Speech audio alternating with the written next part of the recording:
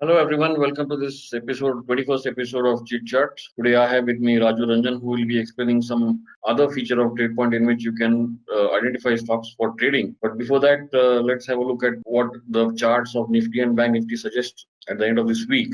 This is a scary chart if you look at the candlestick weekly chart because this was a fall from the all-time high 18604 to all the way to 17613, almost 1,000 points. After that, this was a retracement, and then it can be argued that this was nothing but a bear flag, and it has already broken this trend line now. But at the same time, in fact, a lot of people have also said this is a bearish engulfing candle. It is a bearish engulfing candle, but it is not at the top. It is somewhere in the middle. So in any case, this looks scary. This looks bearish on a daily time frame. Also, this looks not very bullish at all. But then, if we go to the hourly chart, there is some hope. So let's see. This is a Nifty futures hourly chart. So there are lots of supports here. One is the 17 near 650. Then there is one over here which is 17600. So right now it is 17770. So on any dip 17650, 17600. So this whole band between 17600 to 17700 might be a support. Whether it acts as a support, of course, time will tell. We know it on Monday. So no one can predict whether that support will hold or it will break. If it breaks, then the next support is only near 17430 or so on the futures. That is the next level. Below 17600, it might go all the way to 17430, 440. So above that, of course, that is we have seen last week that almost every day there is to be selling in the last 1 hour, because of which these resistances will come into play. For instance, this one is at 17850 futures, the next one is at 179.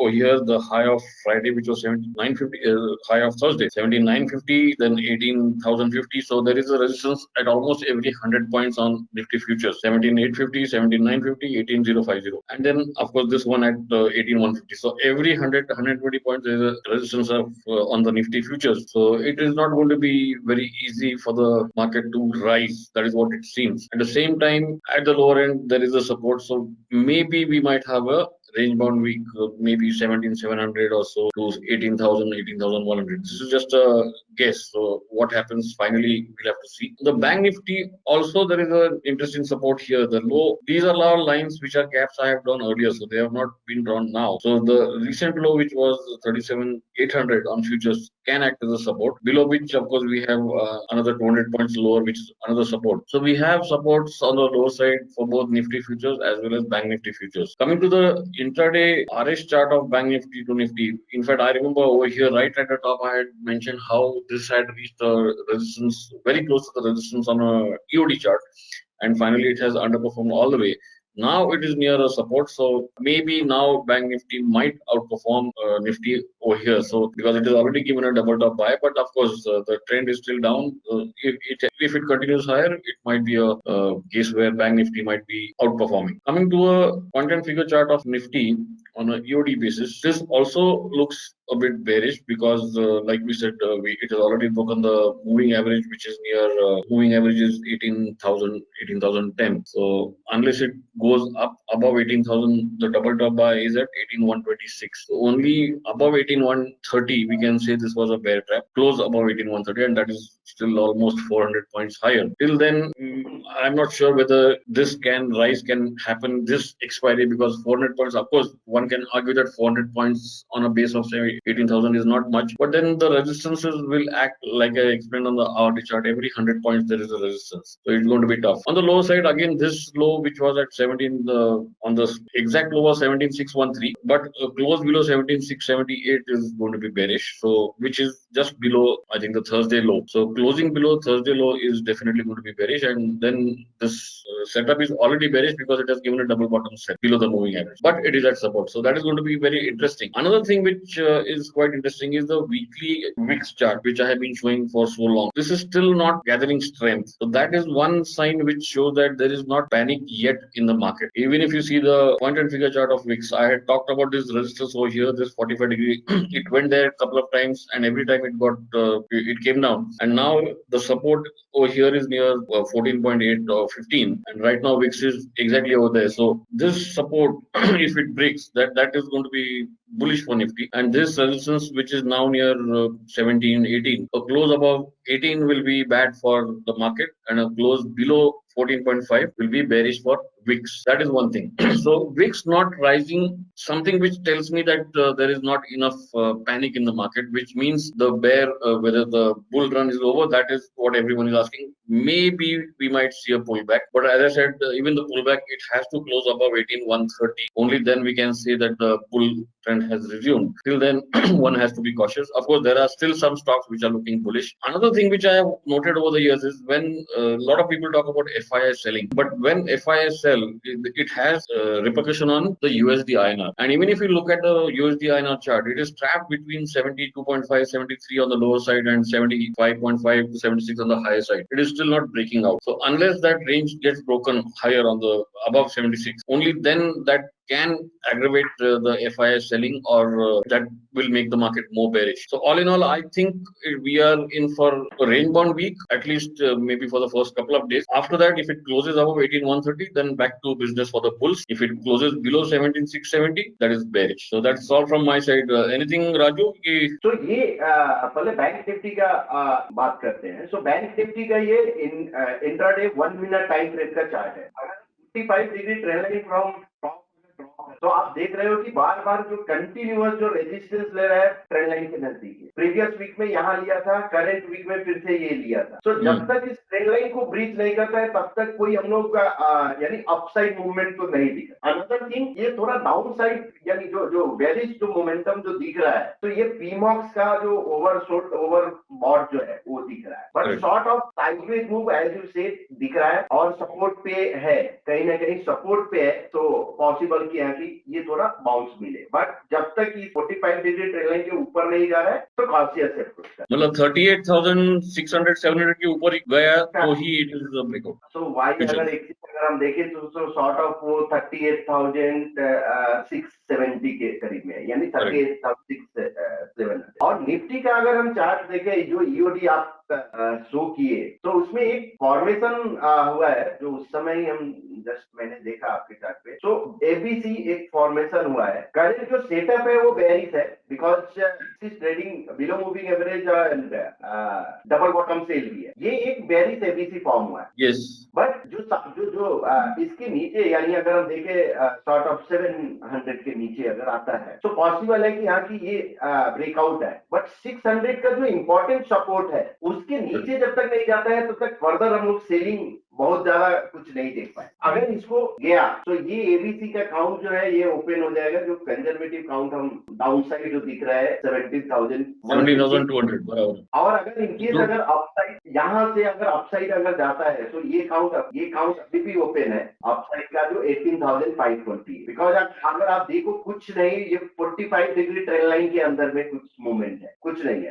और कुछ दिन. Another thing, एक interesting chart जो है, जो ये Nifty 50 versus all asset class. अगर आप देखो तो निफ्टी 50 कंटिन्यूअस आउट परफॉर्म कर रहा था फ्रॉम लास्ट प्रीवियस वीक. वहां पे अगर कंपेयर करें ऑल अदर एसेट क्लास, तो वो अंडर परफॉर्म कर रहा था बाकी, जैसे गोल्ड हुआ, बॉन्ड हुआ, यानी और जो यूएसडीआई है. बट रिसेंटली जो करंट वीक में अगर हम देखें, तो गोल्ड आउट परफॉर्म कर रहा है, यानी निफ्टी के अगेंस्ट ये तीनों एसेट क्लास आउट परफॉर्मेंस शुरू किया है. तो ये एक कॉशन है फॉर निफ्टी 50. जस्ट ये बिकॉज अगर यहाँ से अगर ये कंटिन्यूअस अगर प्रीवियस बॉटम अगर ब्रीच कर जा रहा है निफ्टी 50, और ये कंटिन्यूअस आउट परफॉर्म कर रहा है, तो ये एक कॉशस हो सकता है. इस पे ध्यान रखना होगा. अगर फर्दर मूवमेंट चाहिए तो ये आउट परफॉर्म फिर से निफ्टी होना चाहिए. सो बेसिकली 17,600 17,650 बहुत क्रूशियल सपोर्ट है. उसके नीचे क्लोज हुआ तो बेरिश. जब तक वो as long as it is holding, there is chance of a pullback. Because 17,600 is a strong support. तो ये निफ्टी बैंक निफ्टी से रिलेटेड ये था. जो मैं सर ये होता है कि अगर मान लो किसी को पीएनएफ का पैटर्न बहुत ज्यादा नहीं मालूम है, सिंपल अगर डबल टॉप ही मालूम है, या फास्ट जो रीड नहीं हो सकता है जो पैटर्न, तो उसके लिए हम सोचे कि आज के कौन सा मेथड जो हम लोग डिस्कस कर सकते हैं। हम लोग चीट चार्ट में बहुत सारे मेथड डिस्कस करते हैं, एवरी चीट चार्ट में एक नया मेथड देते हैं कि ये आप ट्रेडिंग कर, बट आपको अपने सुटेबल यानी सूट जो करता है उस मेथड को कंटिन्यूअस फॉलो करना होता है, बार बार आपको ट्वीक नहीं करना कोई भी मेथड। तो आज एक अपने पास जो ट्रेड पॉइंट में टेबल में अगर जाएंगे तो परफॉर्मेंस टेबल है। तो मैं क्या करता हूँ, निफ्टी 500 पे ये रन करता हूँ ऑन डेली बेसिस, और यहाँ पे ये सेम यानी from date to date, so 7 days का ये बाय डिफॉल्ट रहता है, daily weekly monthly quarterly yearly ऐसे आता है। और यहाँ जैसे मैंने निफ्टी 500 पहले से ही रन करके रखा, यहाँ अगर क्लिक किया तो शॉर्ट हो गया मेरा निफ्टी 500। तो आप देखो टांगला, ट्रेडेंट, टीटीएमएल ये सब जो है आउट परफॉर्म किया है लास्ट प्रीवियस वीक में, बिकॉज 7 डेज का ही है। इवन वीकली में भी अगर आप देखो तो 14% है, डेली में भी 5% है इधर। तो last week Nifty underperform किया, यानी निफ्टी फॉल हुआ है, बट ये सभी स्टॉक आउट परफॉर्म किया है बिकॉज 14%, 21%, 13% ये सब है। तो ये एक सिंपल क्राइटेरिया हो सकता है आपके स्टॉक सिलेक्शन। अब जैसे एग्जांपल हो टीटीएमएल, जो कि टीटीएमएल का जब चार्ट अगर आप देखो, ये कैंडल का चार्ट, ठीक है, ये तो सर्किट वाला स्टॉक है, लेकिन सर्किट करेक्ट पॉसिबल है कि ये निफ्टी 500 का स्टॉक है, लेकिन आप ये सर्किट का अगर आप देखें, ये कंटिन्यूअस ये सर्किट, उसके बाद सर्किट ओपन हुआ, तो ये टीटीएमएल यानी एक स्टॉक है। और यहाँ ऐसा नहीं है कि हाँ कि डेली ये सर्किट ही लग रहा है, ये ओपन होके फिर ऊपर गया, तो ये इंडिकेट करता है कि एक बुलिश मोमेंटम है। अगर आप पीएनएफ चार्ट अगर टीटीएमएल का देखो, बहुत बुलिश है, बहुत ही बुलिश।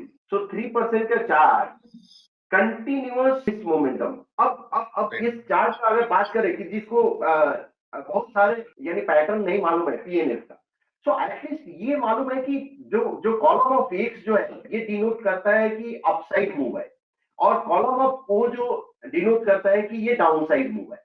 तो अगर कॉलम ऑफ एक्स अगर ज्यादा हो रहा है, जब चार्ट ओपन कर रहे हैं और देख रहे हैं कि एक्स का डोमिनेंस ज्यादा है, इसका मतलब क्या है कि एक्स प्रिंट ज्यादा हो रहा है, वो कम प्रिंट हो रहा है चार्ट पे, तो ये बुलिश मोमेंटम है। और आपको डबल टॉप बाई मालूम है कि प्रीवियस एक्स के ऊपर जब जाता है तो डबल टॉप बाई पे बाई। तो ये जो डोमिनेंस अगर आपको दिख गया कि चार्ट पे एक्स का है, और हर एक डबल टॉप बाई यानी हर एक फॉलो थ्रू पे आप बाई कर, तो यहाँ अगर हम देखें ये 10 रुपीज से कंटिन्यूअस ये बाई में है। अगर हम जो टांगला सॉल्यूशन ये भी देखो आप, ये अभी से आप अपर सर्किट लगा है, लेकिन ये कंटिन्यूअस ये प्राइस एक रेंज में था इधर। अब ये टांगला का हम पीएनएफ चार्ट ओपन कर, तो जब एक बार स्टॉक सिलेक्शन आपका हो गया, तो आप कोई भी मेथड आप इवन पीएनएफ, कैंडलस्टिक, रेनको, जो आप मेथड यूज करना चाहे आप कर सकते हो। और ये कितना रेंज बाउंड था? हाँ, काफी रेंज बाउंड था। और ये जैसे रेंज ब्रेक किया उसके बाद ये जिसको रीड होता है ये एबीसी ब्रेकआउट है। साथ में पीमॉक्स 1% पे जब भी जो स्टॉक एक रीडिंग जो है, जब भी 1% के बॉक्स साइज पे पीमॉक्स जब ओवरबॉट में होता है, सॉरी ओवरसोल्ड में होता है, तो ये अपॉर्चुनिटी रहता है वहां पे बाई के लिए। आप देखो इस कॉलम पे जो है पीमॉक्स ओवर सोल्ड में, और उसके बाद जो डबल टॉप आया उसके बाद कंटिन्यूअस मूव, इवन 18602753। सो ये स्टॉक अभी भी ओपन है यानी अकाउंट है। तो ऐसा नहीं है कि कोई जब मार्केट अगर फॉल हो रहा है तो सभी स्टॉक फॉल हो रहे हैं, नहीं, कुछ स्टॉक जो होते हैं जो अभी भी आउट परफॉर्म कर रहा है। तो अगर हम बायर्स सुन लिया है यानी सेल करने में हम ये होता है कि हम सेल करने से डर लगता है या सेल हम नहीं करते हैं, ओनली बाई कर, तो मुझे वैसे स्टॉक प्रेफर करना चाहिए जो आउट परफॉर्म कर रहा है। और ये आउट परफॉर्मेंस जिसको यानी आगे नहीं समझ में आता है, तो सिंपल ये परफॉर्मेंस मैट्रिक्स से ये कर सकता है। ट्रेडिंग टिपिकल मेंटेलिटी ऐसे रहता है, जो ज्यादा गिरा उसको ले लेते हैं क्योंकि वो उसका पुल बैक आएगा, लेकिन जो पहले से स्ट्रांग है दैट इज आउट परफॉर्म मोर, वो that is what people don't understand. Correct. तो ये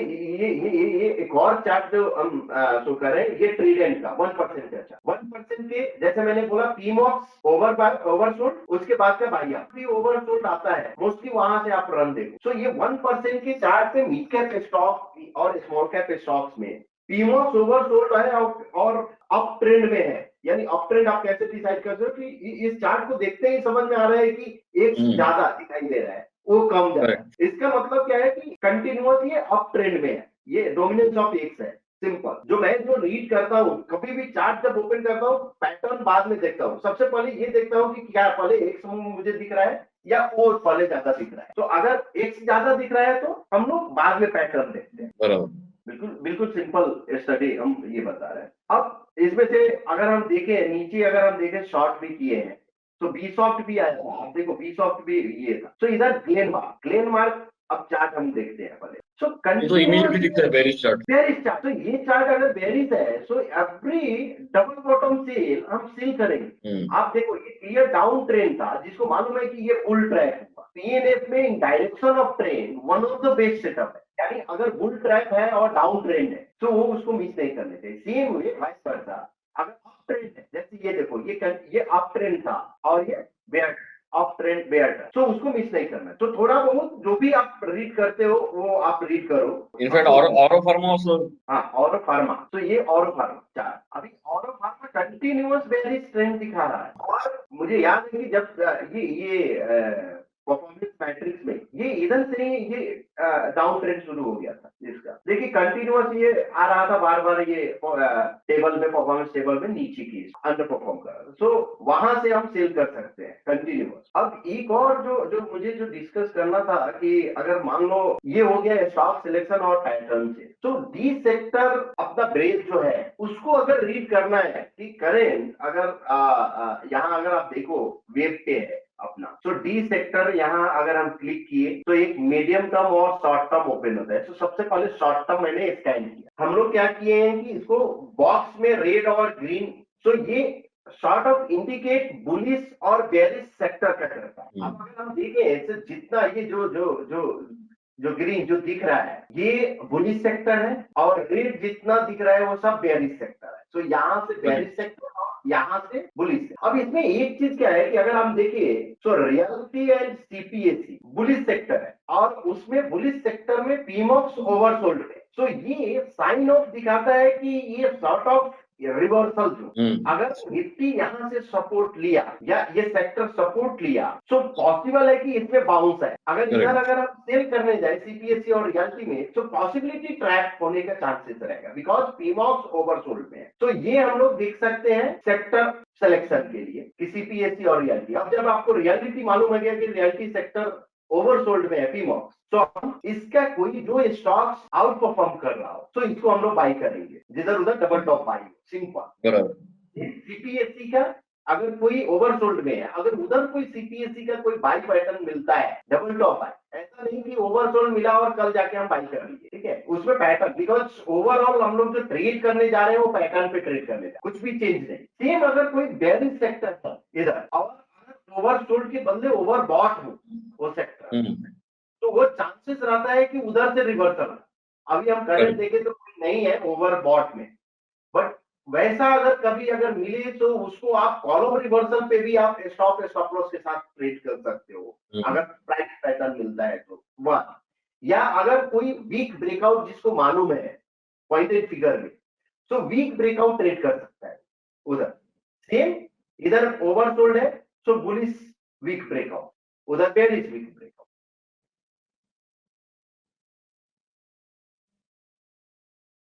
तो कुछ चार्ट थोड़ा हम और आज हम तो कुछ चार्ट हम सर आज डिस्कस करेंगे। एक शॉर्ट में जो मुझे जो काफी अट्रैक्टिव जो लगा, एमजीएल एमजीएल एमजीएल। अच्छा, अब एमजीएल अगर हम चार्ट देखें, अभी कैंडल का थोड़ा कैंडल ओपन करते हैं, जिसको कैंडल मालूम है, बहुत ज्यादा कुछ कैंडल देखते नहीं है लेकिन फिर भी ये अगर कैंडल देखो तो बेरिश कैंडल ज्यादा है, करेक्ट, यहां पे लॉन्ग बॉडी है बेरिश कैंडल का। तो ये सपोर्ट अगर इसके नीचे अगर जाता है कल, यानी कल के अगर क्लोज के नीचे, तो ये एक ब्रेकआउट भी है, करेक्ट, 959 के नीचे एग्जैक्टली। तो ये 959 के नीचे अगर जाता है तो ये अच्छा खासा ब्रेकआउट आएगा, बिकॉज ये पुल बैक आया, पुल बैक सस्टेन नहीं हुआ और इमीडिएट वो एक लॉन्ग कैंडल फॉर्म हुआ है। अब बीएनएफ की अगर हम बात करें तो क्लियर जो वहां पे आपको कैंडल जो दिख रहा था, तो यहाँ पे लॉन्ग कॉलम ऑफ एक्स दिख रहा है, वो दिख रहा है। और ये यहाँ अगर हम कोई भी पुल बैक पे अगर हम सेल करते हैं तो मेरा डबल टॉप बाई के स्टॉप लॉस के साथ ये अपर डबल ये होगा। या अगर आपको करना है तो लो कॉल के साथ भी आप कर सकते हो इसका। तो ये एक इफेक्ट है। अनदर थिंग जो मुझे टाटा मोटर डीवीआर जो 22 साइड दिखा है, इसलिए कि ये बुलिश दिख रहा है। बुलिश दिख रहा है। अब टाटा मोटर डीवीआर अगर हम देखें तो ये भी चार्ट जो कहां से निकला, परफॉर्मेंस पैटर्न, परफॉर्मेंस से 1% का चार्ट देखो, एबीसी है, नीचे आ रहा है, सेक्टर सब नीचे आ रहा है, ऑटो भी नीचे है, और लेकिन ये आउट परफॉर्म कर रहा है, एबीसी ब्रेकआउट। तो अगर बाई करना है तो ये स्टॉक हम बाई करेंगे, ऐसा नहीं कि हम दूसरा कोई stop loss is also not bad. Stop loss is 240, 1% के चार्ट पे 240 यानी ऑलमोस्ट 40 रुपीज का है, लेकिन रिस्क रिवार्ड इज अमेजिंग। हाँ, मतलब कैश डिलीवरी के लिए अच्छा। हाँ, कैश के लिए आता है, because Tata motor DVR cash नहीं है, फ्यूचर में नहीं हाँ, है, बराबर। इसलिए मैंने 1% का चार्ट लिया। एक और चार्ट जो है बीपीसीएल, बस आपके इसमें रहना चाहिए कि जो स्टॉक जो है उसमें कुछ बुलिश और कुछ बेयरिश पोर्टफोलियो में रहना चाहिए। ये तो बहुत बेरिश दिख रहा है। क्लियर डाउन ट्रेंड सस्टेन नहीं हो रहा है, सो कोई भी फॉलो थ्रू यहां से पुल बैक हो रहा है और उसके बाद का फॉलो थ्रू अमेजिंग ट्रेड। सो अब फॉलो थ्रू का वेट नहीं अगर करते हैं, सो एनी पुल बैक में अगर जाता है तो इसको ट्रेड किया जा सकता है पुल बैक पे। कहीं भी इंट्राडे में रेजिस्टेंस दिखे और अगर हमको लेना है कि इधर इंट्राडे में रेजिस्टेंस है इंट्राडे चार्ट पे और ये पुल बैक के साथ है, तो इसको पुल बैक पे ट्रेड करना चाहिए, बेरिश है। सेम टाटा मोटर डीवीआर जो मैंने डिस्कस किया या टांगला डिस्कस किया, ट्रेडेंट डिस्कस किया, ये सबको यानी कोई भी बेरिश जो पुल बैक जो मिलता है उसके बाद जो कॉलम रिवर्सल उधर बाई करना चाहिए। अगर ब्रेकआउट पे नहीं करना है तो बड़ा स्टॉप लॉस है, बिकॉज अफोर्डेबल स्टॉप लॉस आता है उधर। सो ये सब सिंपल एक हम आज सोचे कि ये डिस्कस करते हैं, ये मेथड कि कैसे स्टॉक आप सिंपल में सिलेक्ट कर सकते हो, सेक्टर आप एनालिसिस कैसे कर सकते हो कि अगर कोई ओवरसोल्ड डी सेक्टर के थ्रू आप कर सकते हो इधर, और उधर ओवरऑल जाके फिर प्राइस चार्ट देखना है, अफोर्डेबल स्टॉप लॉस है तो बाई करना, कॉलम ऑफ एक्स है ज्यादा, कॉलम ऑफ वो कम है तो बुलिश है, सिंपल, वाइस वर्सा बेरिश के लिए। Sir that's all from my side. ठीक है, I think this is a good enough revision for people who always have a problem in how to identify stocks. This was one of the easiest ways out, which will not even take 10 minutes every day to identify. And then after that, of course, you have to develop those chart reading skills. Of course, they are not skills at all because, like we discussed, just looking at the chart, it tells you whether it is bullish or bearish. It's just a question of finding the suitable entry and a suitable stop loss. So, thank you, Raju, and thank you, everyone.